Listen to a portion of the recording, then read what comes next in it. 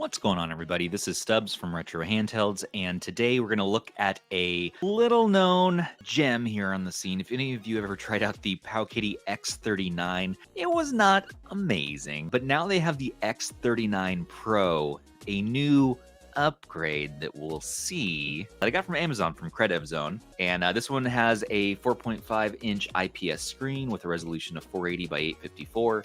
Does have a micro SD card expansion slot up to 64 gigs. I think we can get higher than that.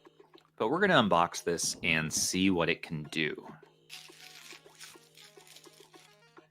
So I've only seen it in the one SKU, which is this gray.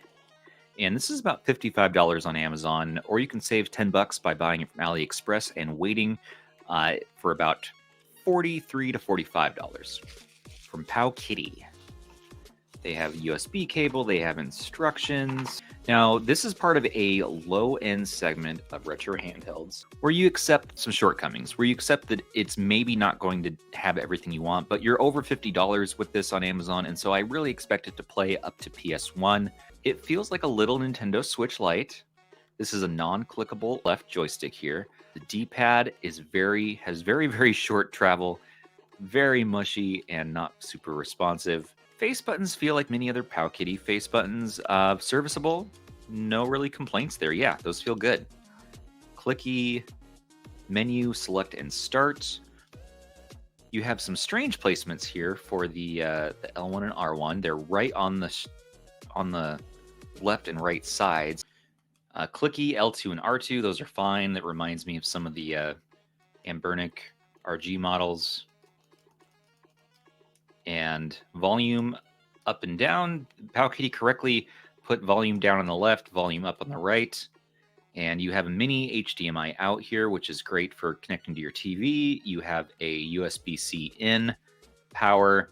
Down below, you got two regular-sized USB-A ports. That is rare and something you don't see very often, so I really like that. It does have a micro SD card.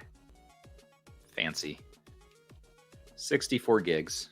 This is a nice matte plastic, 3,000 milliamp hour battery. All right, let's boot it up and see what it does. Now, these are in that lower end SKU point. That's what I was saying before. You normally see Famiclones on the lower end, so this is like one tier above Famiclone level. And I can see from the refresh rate from the camera that this is not a straight 60 hertz panel. It looks like we're seeing a little bit of some kerfuffles happening here that I'm not seeing with my eyeballs, but we are picking up on camera. Looks like we have NES, Game Boy Advance, Super Nintendo, Genesis, PlayStation 1, Neo Geo, Game Boy Color, Game Boy, and Final Burn Alpha. Straight out the gate, let's see how PlayStation does. I like the UI in that it has scraped 3D box art. So I can see also here, look at this. The shell is not perfectly straight along the top. It looks like, I don't know if you can see that. There's a bump there where they tried to put it over the HDMI slot and it didn't quite fit. So it actually protrudes up a little bit. But other than that, it feels good in the hands. It has a mono speaker that doesn't sound awful. This may be right in that impulse buy range for many people. Although for $50, you're going to be looking at handhelds maybe like the RG35XX, which I probably would recommend over this in nearly all cases. Oh, that's cool. So in the menu, you have a save game, load game. So you have save states built in. It looks like you have some further settings. What do we get there? We have sound output, keyboard mapping, joystick mode. This is running really well, guys. I don't know. I was not expecting PS1 to really be playable. I'm not sure what CPU they're running in here. Just above Famiclone quality. But wow. I'm not getting audio crackling anymore. I'm not seeing any screen tearing. The buttons feel solid. Enhance. The screen looks a little dark on camera. Okay, we have sound on or off, keyboard mapping, joystick mode, digital or analog. Let's save our game. And let's take a look in the software to see if we can change the screen brightness. Now, we've seen this UI on other systems before. There's a bunch on like AliExpress and Amazon that are running a similar firmware to this here.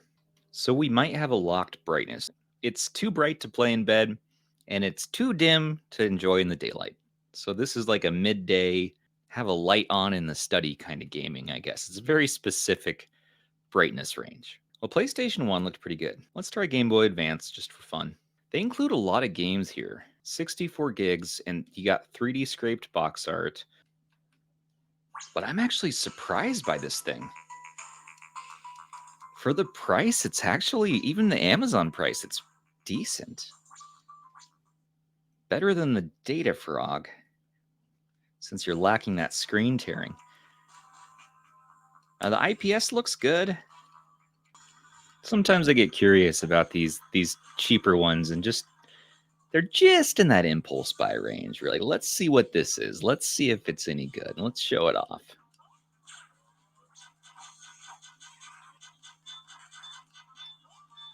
And I was fully prepared to make a mockery of this if it was the worst, but it's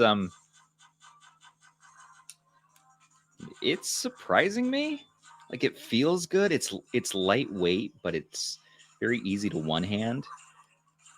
I wish though this was a 4:3 panel, not widescreen. But Game Boy Advance looks good on it. Probably Game Boy Advance so far, even it's running well, and I would say this might be the ideal system to play on here, if anything. And I want to see where the limit is. So let's see again how PlayStation runs on something a little bit tougher. Let's see if they put some Tekkens on. Maybe Tekken 3. Lots of games, though. Yep, Tekken 3. Okay. Now, I primarily got this to send to Mr. Zoo, Zoo Reviews. So you're going to be seeing his probably much more wildly entertaining video in the coming weeks. Okay, if this thing runs Tekken 3 without skipping and lag, this might be a recommend.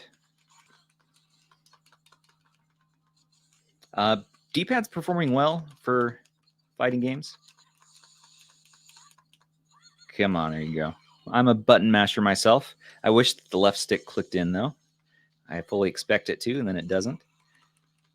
We don't actually really even need this here. Make this a 4-3 and just give me a D-pad and the face buttons. That's what I want. As you can tell, we're getting a little bit of slowdown now. We're maybe running at 95% speed. Definitely playable, but it's not 100%. And I doubt we're going to see any sort of custom firmware for this. This is a handheld that released recently with very little fanfare so far. And so I thought it'd be fun just to at least show you guys what it is. See if it's one that you might want. If you do want one, though, we have that in our description. Helps the channel and all that good stuff from either AliExpress or Amazon. I don't really think we need to show much more, though. I mean, that's kind of, I think there's the limit. So higher end PS1 is going to be your limit on this one. Air the Acrobat, perfect. The panel's nice. I'm really satisfied with Game Boy Advance. Indeed, there is no screen tearing. I'm not sure what SNES emulator they have in the background here. So we are getting a little bit of audio crackled, but it appears full speed. We don't have a frame counter to confirm. Maybe there's like an auto frame skip 1 turned on because it's running maybe a little bit too fast. And there's some skipping there. But there you have it. This is the X39 Pro, the new version of the X39. Screen looks good. For $50 price point, not too bad. I wouldn't say it's a solid recommend. There are other options for less and around that price point that are going to be better. I think the RG35XX from Anbernic is going to be good. I think for PowKiddy, you're going to see, a number of handhelds from them, including the X51. The new RK 2023 is only $10 more, and my God, that can do up to PSP, Dreamcast, and Nintendo DS and 64. That may be a better buy, but if you're looking for this particular style, you don't want to break the bank. Lightweight, maybe you give it to your kiddo and something you don't mind getting tossed around a lot. And it looks like you can plug in to these USB ports for extra controllers, and that's really fun. No Wi-Fi that I'm seeing, but all in all, okay. Well, everybody, we'll take a look at some more lower-end handhelds and see if we can find any gems in the bunch. This will be a new series. And how would we turn this thing off? I don't know. Exit? Do we just hold the button? Bye-bye. Hey, that's fun. Anyways, everybody, thanks again for watching. Thanks to our subscribers and our patrons. We couldn't do this without you. Please do like, comment, and subscribe if you enjoy our content. And we can't wait to be back with you on the next. This has been Stubbs with Retro Handhelds. Please do take care of your handhelds, everybody, and take care of each other. Bye-bye.